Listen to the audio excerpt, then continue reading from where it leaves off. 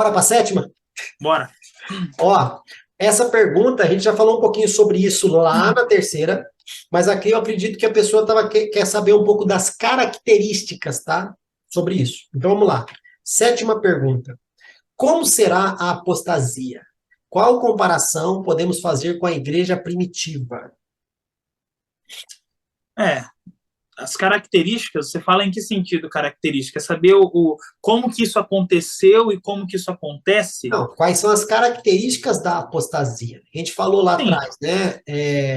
Você acredita que haverá apostasia ou avivamento? A gente já falou sobre isso. Tá, Ah, mas quando certo, a gente certo. fala apostasia, que a gente acredita que vai acontecer, aquela enorme apostasia lá de Apocalipse, a gente esquece que a apostasia já Já acontece. está Mas acontecendo, quais sim. são as características? Como será a apostasia? Ou como tem sido a apostasia? E qual comparação com a igreja primitiva, entendeu? Porque eles também Ah, viviam sim. apostasia lá. Uhum, sim, sim. Mas qual a Na comparação verdade, de hoje com aquela de lá? na verdade, a gente consegue ir até mais longe, a gente consegue ir da igreja primitiva mesmo, consegue ver Jesus com a multidão lá em João 6 pregando, e de repente ele traz a mensagem de que ele é o pão que desceu do céu, ele é o pão que vai saciar a fome de fato, e aí as pessoas começam a fazer o quê? Não gosta, vira as costas e vai embora. Ouve a verdade, diz que é muito dura e vai embora. Mas E Jesus aí mudou o Jesus, discurso. Jesus é, voltou atrás. Ele falou: não, irmão, deixa eu melhorar meu Twitter aqui, deixa eu aham, tirar meu post. Não, ele perguntou até para os 12. E aí, vai também? Eu até brinco. exatamente. Vocês vão também? Vai logo, porque eu vou voltar para o monte orar e pegar outros 12, que vocês não servem. Não vou ficar aqui mudando o discurso, não, filho. Quer ouvir bem, não quer? Vaza. Exatamente. Então, assim, não precisa nem pensar só na igreja primitiva. A gente vê isso acontecendo desde sempre. Desde sempre. Desde que o mundo é mundo, acontece isso. A verdade, ela desagrada. E Jesus vem aqui com zero preocupação em agradar pessoas. Os apóstolos, quando entendem a mensagem de Jesus de fato, e eles começam a abraçar aquilo como verdade, zero preocupação com o número de pessoas, com quantidade de adeptos. A preocupação é zero. A gente vê o Deus trabalhando, e aí a gente vai fazer uma ligação com o que a gente falou sobre o Espírito Santo convencer. Aí, um evento que eu acho legal lá em Atos 4 é quando Pedro e João estão pregando. E aí diz assim que as pessoas ficaram maravilhadas com a pregação deles, porque eles eram iletrados. E eles estavam pregando a verdade com ousadia. Eles estavam pregando o evangelho ali, as pessoas entendendo, ouvindo e sendo convertidas. E pessoas sendo batizadas e a igreja crescendo. Então, zero preocupação com números. A apostasia acontece hoje, e aí as pessoas que estão dentro da igreja e saem da igreja, que são chamados de desviados, eu não gosto muito de usar esse termo desviado, porque em alguns lugares ele tem uma conotação de perda, né? Então, é como se a pessoa tivesse recebido o Espírito e aí o Espírito saiu dela. Ela teve o Espírito Santo por um tempo, mas não tem mais. A apostasia, eu entendo a apostasia como não sendo assim. A apostasia é alguém que é adepto, é alguém que está ali no meio, é alguém que fala como um crente, que expressa opinião como um crente, que a hora que você olha, tá parecendo que é um crente. Parece.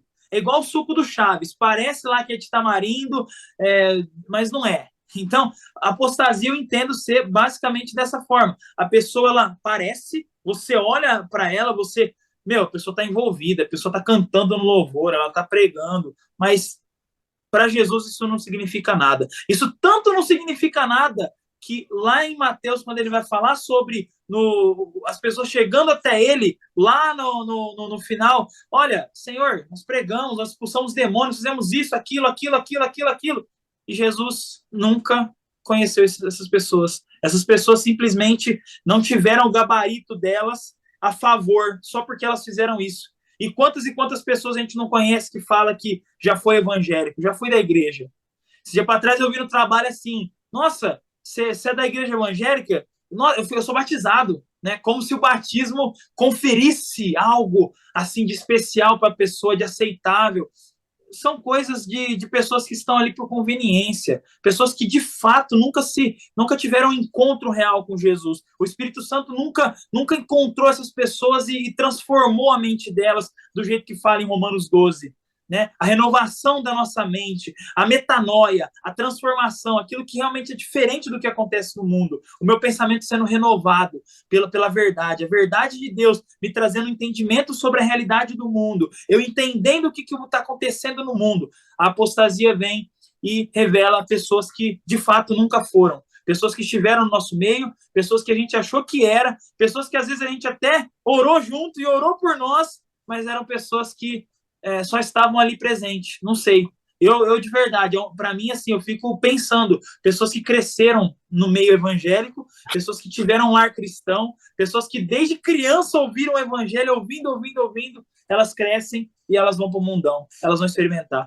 Eu queria muito ter tido a experiência de ter nascido num lar cristão, não tive. Hoje eu acho que eu sou o único cristão da minha família.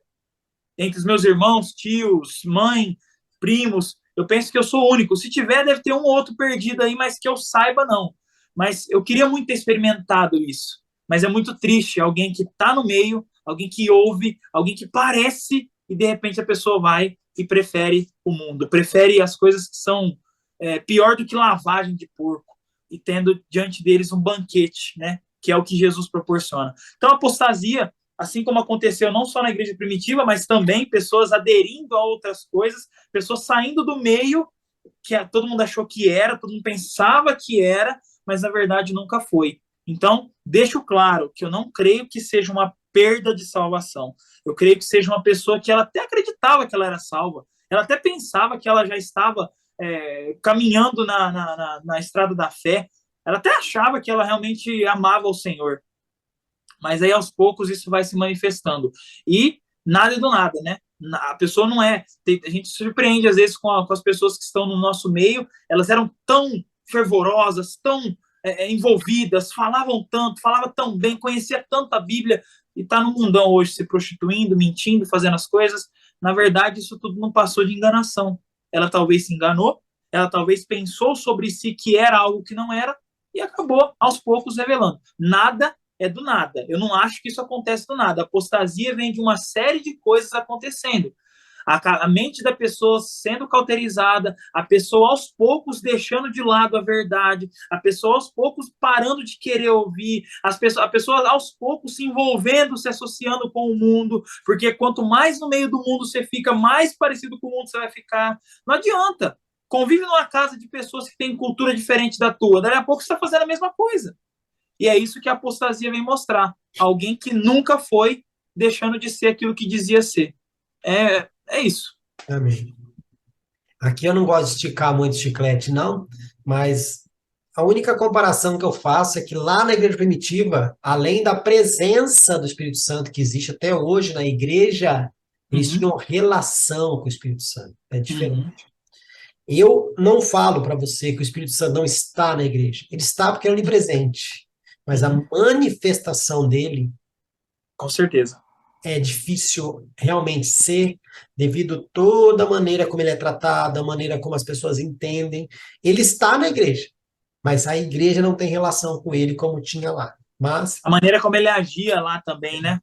porque ele tinha uma relação, lá ele era o dono, tá? Lá ele era a alfândega, vamos dizer assim. Não entrava as coisas lá sem ele permitir.